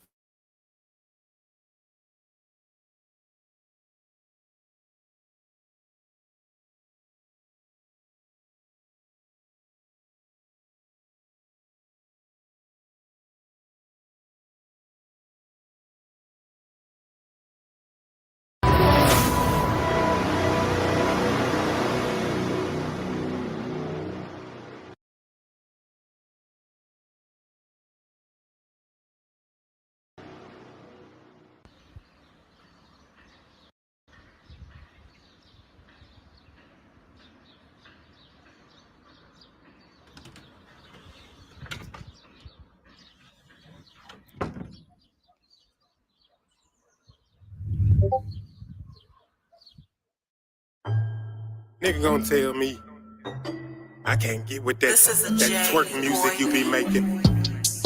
I need something a little more lyrical. It was all a dream, my dollars green behind the sun of steam. Bad bitches, big blunt stuff with the collard greens. Polishing, mad riches, balling without a ring. Fourth and inches, washing the dishes, niggas so clean. Order in the court, anything but pork. Open up the port, pop the court. Welcome to New York, off the porch, human torch. They all out of sorts, yes of course. Nigga, you ain't got no choice. I'm the source, take your shit by force. Waiting on me, let it go. Fresh off the boat, fuck these niggas and they vote. I'm at they throat, I'm just trying to be the GOAT. Don't drop the soap, and you can quote this. Cause soon as I wrote this, I'm up in the dosage. I'm fucking the hostess, not for the host shit. Fool, fuck you niggas really thought it was. You just pussy niggas with a lot of buzz. I'm the type of nigga women gotta love, like they beating for it, and I got the drugs. Ain't no speaking on this, shut the fuck up. Like the East Coast don't love us. With some other niggas running up to get them, breaking up your crib like it's a drug bust, my nigga. I still ain't no killer, but you ain't gon' keep pushing me. Eat them like dinner. This ain't no beef. Y'all niggas too sugary out in the villa. Y'all out in the streets. Niggas can't even look at me, I'm a gorilla. What the fuck is a beast? Give me something to eat. Get that payroll, get the pesos, get the mother load to the bank closed, and the game's over. So 3 days in the same clothes, no change over. Alright.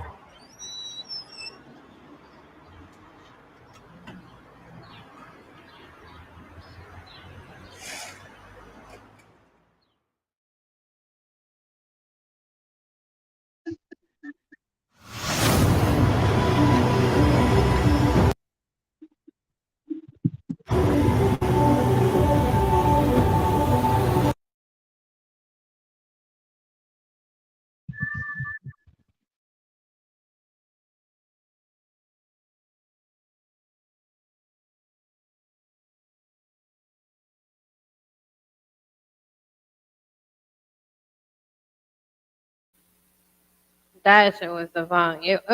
Wait, you didn't send me that one called Lies to Lie. What was going on with that? It went into that one. I was like, wait. Hey, Yeah, I told you it was short. The gristle is only like I would say a minute and a half long. It's not really that long. you need to make that shit longer. The fuck? That's what everybody thinks. I'm glad because that's why I made it short like that. It was originally just gonna be like a little mixtape or something like that, but people started really liking it. When it cut off, everybody always has the same reaction. Yeah, I was jamming and shit. I'm like, wait, why did it stop like that? I was in a zone. The fuck? All right, we're gonna play another one, and we're gonna get into that one and the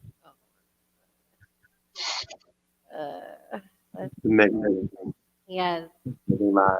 I've been dying to play this one because this is like in my head.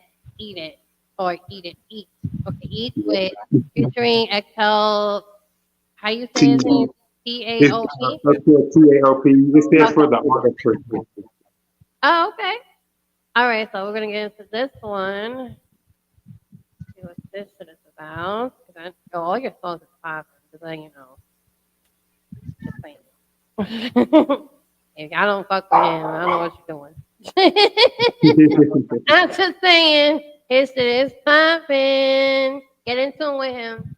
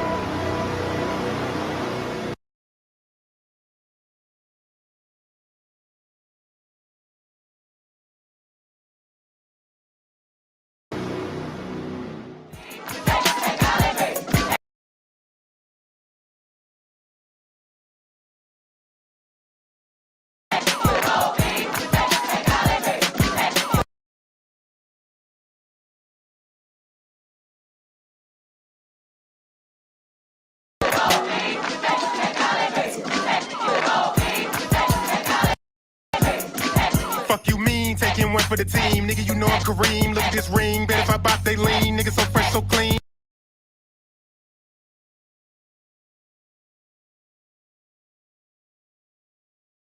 I'm a steen, that's why these niggas so green. This ain't beef, it's Burger King. This ain't beef, it's Burger King. Straight cash will make them hoes shake ass in they windows. They passing their endo. Some of that, my nigga, you know. Hating asses, keep it low. Hundreds and fifties is easy. None of these niggas believe me. I don't need no one to feed me. Fucking this bitch again after she say she gon' leave me. If you ain't feeling this nigga, you paraplegic. If blood is thicker than water, then some of these niggas anemic, huh? Look at this Willie is beaming. What's a dog to a demon? Watching them play with the semen. Going off in arenas. That ain't my baby, you reaching. Pack it away with the leeches. I don't treat you like the Mona Lisa. Chicken wings and pieces. Yeah. Hands on like they feeling them. Hating on them like they feminine. Going off indiscriminate. Everybody should be spinning it. Masked off for some nigga shit. You be talking, I be living it. Fat nigga in here ripping it. Fat nigga magnificent. I been really working, you been Yeah. Bad bitch might jack, little booty but it's fat. Is she a meal or a snack? Light skin like cat. All I want is some racks. Lay on the chest and mattress. You wanna put his king in my palace? You wanna get active? I got him calling and texting all three on my phones. He out on my home like baby's status. And tell him I'm single, I'm ready to mingle, but doing my kegels. Might slide on that thing, I'm calling him Poppy. He think my name is Maria. I'm rolling up Malta and drinks sangria. Rich like Pablo, no cocaine. I got a sauce pizzeria. Striped up on zebra. Running the game, let me craft. Free real savage like Apache. Walk around, sit on that dick, call him daddy. But that nigga ain't no daddy. If got a thick dick, call it fatty. Beat me up like he batting. He keep running his mouth, that nigga too chatty. Back to the streets, so be happy. No, I don't trip on the drama, I just be chillin', I'm coolin'. They be seeing me do my little dance, they already know I'm too groovy. If I don't speak when I see you, you already know how I'm moving. Don't make me prove it. Ain't no guitar, bitch, it's a Glock. I don't play that shit like acoustic. I stay all the way in my bag, bitch, I'm ballin' like Kyrie. I swear I'm in love with this money, I sing to it like Josie. I glow everywhere that I go, yeah, they can't help but notice me. And I put all my competition on my plate and then I eat.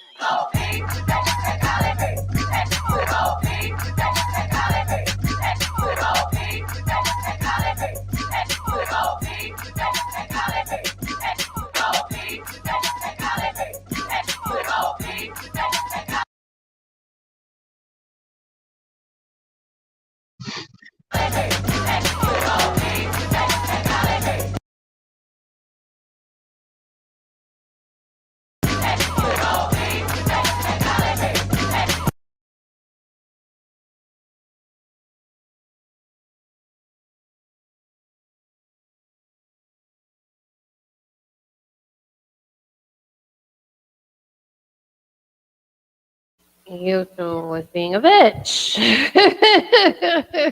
It was just, I'm so sorry about that. But that's a really good song. That should bring me way back. Like, oh my God. I hate when fucking YouTube does that. They be hating on the low. I swear to God. It do be like that sometimes too. Yeah, It's it technology. plays. Yeah, like the fuck. I wanted the whole fucking song. Y'all buffering too much. I was cursing it out. I was like, oh my God, thank God I wasn't on mic. Oh my God, I was really cursing the shit out of it. But okay, so explain to me with those two particular songs. The first one was Grizzle, right? Yeah, Gristle. So, like I said, Gristle started out kind of just like a mixtape joint. I was in the studio. I just had like an hour of studio time, and I was going through my notebooks. This is one of the rare times where I took a rhyme that I had written for something else and put it on a different beat. Shout out to J Country Boy Beats for the beat, man. He's out of Virginia, and he just put his foot in the track, and I was like, yo, I got to jump on this one. So I'm in the studio trying to figure out what I'm going to put on this beat, and that verse came up. It was all a dream, my dollar's green behind the sauna steam. That was one I had written, and I put that on there. But the part of the beginning is where the story is. The part of the beginning where I was like, nigga gonna tell me I don't like all that twerk music you be making. I actually had somebody that was like a fan of mine for the better part of a year or two. And randomly out of the blue one day, like completely out of left field, he jumps in my inbox and he's like, look, yo, you know, I don't really like your music like that. It ain't really that hot. All you do is make twerk songs, and I need something more lyrical, and I don't really. And I'm like, where is this coming from? Because we had built a rapport, and he was calling in to podcasts like this, and talking and asking questions and shouting me out and sharing all my music to all his friends and talking about me to all his people, And then just one day out of the blue, I don't really fuck with your music like that. And I didn't know if I had did something wrong, if I had said something, if I don't know. It was just random. And he was like, you just, all you make is twerk music, and I don't really like your twerk music like that, and I need you to do something more, or I need my music more lyrical or something like that. So after I finished spitting the verse for Gristle, and I was like, yo, this verse is hard. Like, this is lyrical. That's what made me put that at the beginning. Like, oh, you need something more lyrical. I got you. You know what I mean? So that was Gristle. And then for the video, the only thing I really remember, first of all, shout out Brimages. He put his foot in the video, in the visual. I mean, he's real good at shooting videos. Mm-hmm. But I remember it was hot. It was like June 2020. This is, just when COVID starting to get big. That's why I had my mask on in the video, trying to be socially responsible. Uh, and it was hot. It was easily a 90, 100-degree day out there. And we was out there. We ran the video, I want to say about 3-4 times because all of that was one shot. And we had to I think we got it right the first time, but it wasn't quite what we wanted. And then that one that just played all the way through in the music video was actually the second take that we did, and we went with that one. And I think we did a third one that we weren't quite feeling.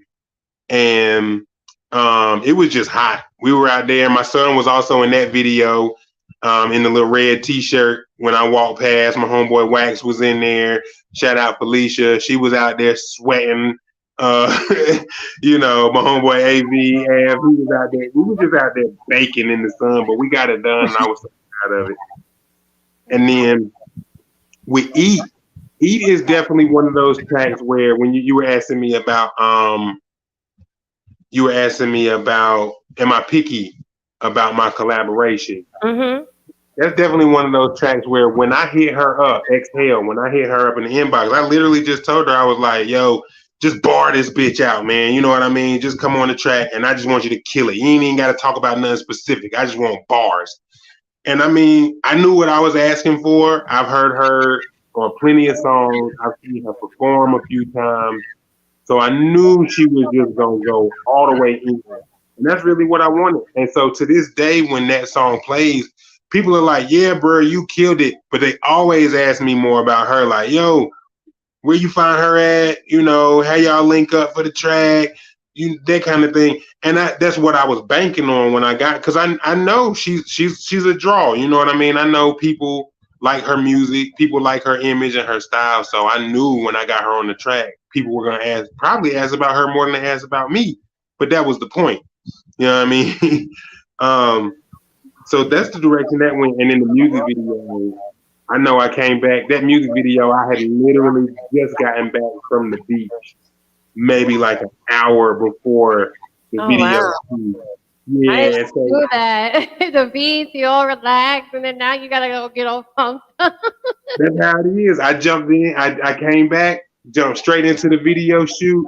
And then I think after I wrapped that video, I had a podcast interview that night to do or something like that. So I came back and went straight back to work pretty much. But fun fact about this video, I usually have some kind of fun little tidbit. I actually shot the Eat video right in my backyard. So that was literally in the backyard, right behind my house in my apartment complex. Oh wow! I would not even know if you didn't say that. Right. So I drop little Easter eggs like that where it's like, if I don't tell you, you wouldn't know. But if I tell you, it'd be like, oh, word, that was really, So yeah. Yeah, that's wow. I actually like that video. It brings like the it brings it back. Like I feel like I was growing up again. That's how I felt. I like the way you did that video, and shout out to her. She really is dope. I loved it. I love her flow. I love how she delivered it. I love how she came with it. She came with it hard, and that was really dope. And it looked fun. It looked like you guys had a lot of fun. I could tell. I was really cooking out on the grill when that parts where I was on the grill and everything. Yeah. We was really making burgers and hot dogs and stuff. Yeah, it was great. That's what it's about when you're making videos and songs with people or in just for you. You're supposed to have fun with it. Like that was really creative, though. I love the way you've been doing your thing, and I'm gonna say it again. How many times I'm gonna tell you I am very proud of you, and I want you to always keep pushing yourself. No matter what the situations that try to bring you to that point where it needs you to stop, no, don't stop. Okay, because where there's a will, there's a way. Right? Always. And I want you to give everybody that is struggling when it comes to being an artist advice, as well as you gave yourself advice, your younger you, to give them advice to, even with beginners or non-beginners, because sometimes we need to hear it too on terms of dealing with industry and music. What would you tell them? Two things I always say to this question. Number one is one of my mottos, and it's on my Instagram bio. I think I put it up there. It says, "Keep doing you. Somebody gonna feel it." Keep doing your thing your way. Wear your clothes how you wear them. Talk how you talk. Be exactly who you are. Somebody is gonna feel that shit. You know what I mean? It might not be the big major music mogul that you want it to be, but honestly speaking, you dodged a bullet in that case. You need to be exactly who you are so the people that are looking for exactly who you are can walk right into it. If you're trying to be somebody else, I know I sound like Rick Ross, but I'm not trying to be Rick Ross because I don't want people to be looking for Rick Ross when they looking for me. You looking for me for who I am. And then the second thing is invest in yourself. You know what I mean? And I know it can be daunting to hear that. You hear it all the time. And when I hear invest in yourself, I be thinking, oh man, I need $10,000 today to do. But that's not always the case. You can invest time to get better at your craft. You can invest the time and the effort to learn about your genre and your industry and your, if you want to, even if it's not music, even if you want to open up a restaurant, learn about becoming a restaurateur, learn about safe serve certifications, learn about, sanitation and health code violations and all that good stuff that you're going to need to conduct your business properly. Learn about that stuff. A lot of the time that knowledge don't, especially in this day and age, the knowledge is free a lot of the time. With all these master classes, with all these courses you could take, with all these, hell, just going to Google and ask questions and all these articles and other artists that have made it that can come back and give you advice. Like, it's just, the information is there. You really just got to take the time to look for it. And I feel like time and effort are as much of an investment as money. And yes, it does come down to money at some point. But even in that sense, I'm like, if you can take $50 from your paycheck every time you get paid and put it into something, you know what I mean? Build your website. You can sign up for ASCAP and BMI. I think it's like $50 or $100. You know what I mean? And you can start getting royalties if you're getting spins and streams. If you sign up, you can buy you a little camera and start shooting your own little photos. So then there's one less person you got to pay, and you can find you a little camera from just start. You know what I mean? Put put what you have into where you're trying to go and get started, and put one foot in front of the other. One more third, because I just thought of this while I was talking here, is do it. You know what I mean? Even if everybody feel like I can't rap, or I like to rap, but I ain't trying to be famous, that means I need to quit rapping. Like, no, it can be a hobby. You can just have fun, enjoy it. You know what I mean? If you paint and you don't want anybody to see your paintings, but you just like putting paint on the canvas, paint. Ain't nobody stopping you. You don't have to be the next Rembrandt or the next Van Gogh. Just be you. Enjoy painting, enjoy writing, enjoy jogging, like whatever your love is.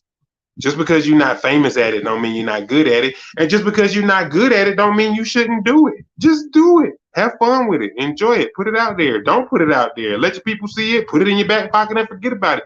Do it though. You know what I mean? You never know what might come from it. You might just get therapy out of it, and now you feel better for the rest of the day. You know what I mean? So those are the three things I really encourage. But those are good advice. And painting. I remember I used to, I don't know if you did it, but back in the day in kindergarten, the hand painting, the hand painting stuff, finger painting, that was always fun for me. Do that. See, he just did the slogan for fucking Nike. Just do it. You got it. There you go. Y'all better give him a percentage for that because he was promoting y'all. I'm just saying. But yeah, it's been super, super real with you. So what's next for you? I'm working on a new business venture, and I don't want to say too much about it yet because I'm still working on like paperwork and all that. So what I'll say for this year, I'm working on my new album, The Cook Up with the Chef. Shout out to the Chef. We got 10 tracks. pretty much everything.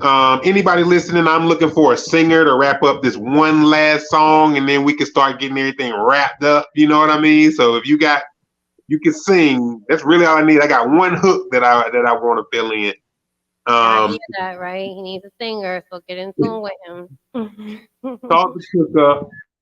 We're going for next month to drop it, but we still waiting on trying to get that last track together, so it might get pushed back. And then after that, I'm looking to do the next episode in my series of it's a virtual online concert series, a live stream concert series, jam online concert. We did one back in March this year, and that was like episode 5, I think it was. I started doing them in 2020.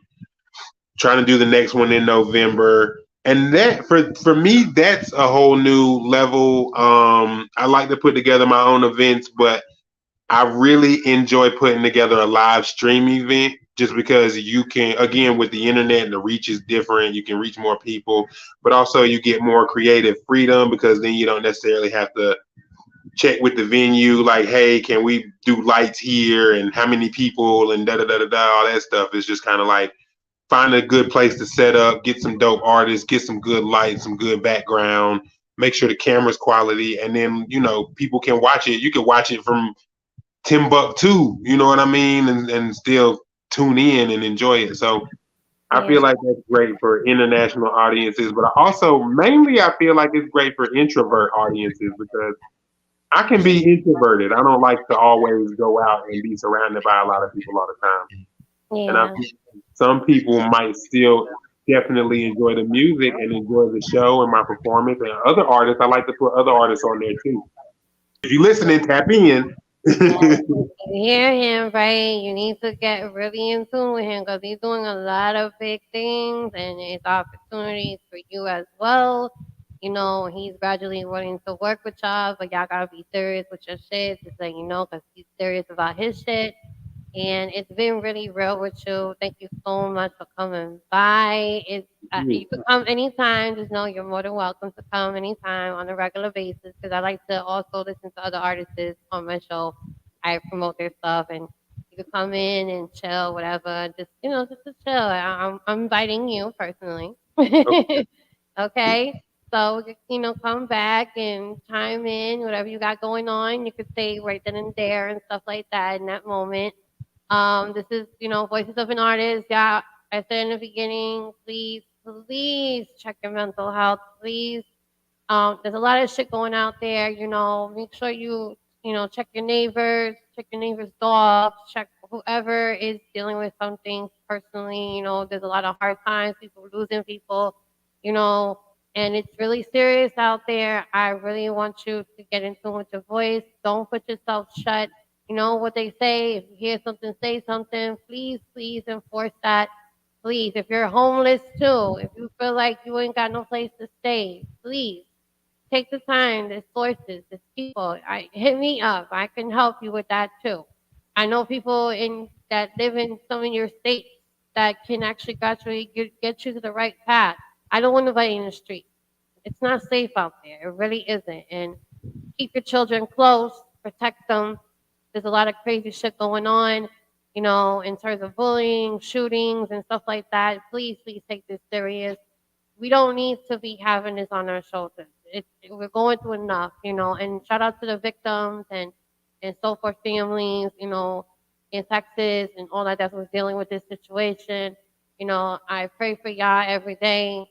I wouldn't want nothing happening to my kids. And this is something y'all need to take serious. Please support each other. Support is real. Support is free. Don't put a price tag on it because you're not going to get nowhere if you do that. And we about to be out. So y'all come back to the next interview. That's July 20th coming. Shout out to the Fat Boy himself for coming in here, rocking it with me, showing his beautiful, beautiful music. I love all his music. If y'all just missed the whole interview, you could do a playback and, get in tune with him. His Instagram is right there. I'm the Fat Boy. Check him out. Need business, check him out. Remember, this is not my music. Do not hit me up for that shit. Disclaimer. Yes, do not do that. Cause I ain't trying to get sued. And you know what I'm saying? No. We ain't doing that. But I adore you already, and I can't wait to hear more from you. Whatever you need to send me in terms of if you got more shit, I'll play it on the show when you're not here. Whatever, it doesn't matter. I'll promote it heavy to get whatever you need to get. Okay, so stay in touch. All right. It was awesome to have you. And you know what? Thank you for the platform. As an artist, you know, it can be tough to find platforms like this. So I definitely appreciate you for giving not just me, but other artists a chance to, you know, showcase our talents and talk to the people and all that good stuff. Yes, of course. This, now they say my home is your home, my casa your casa. So I'll check you later. Voices of Artists, Busted V. You know what it is. Check out later. Bye.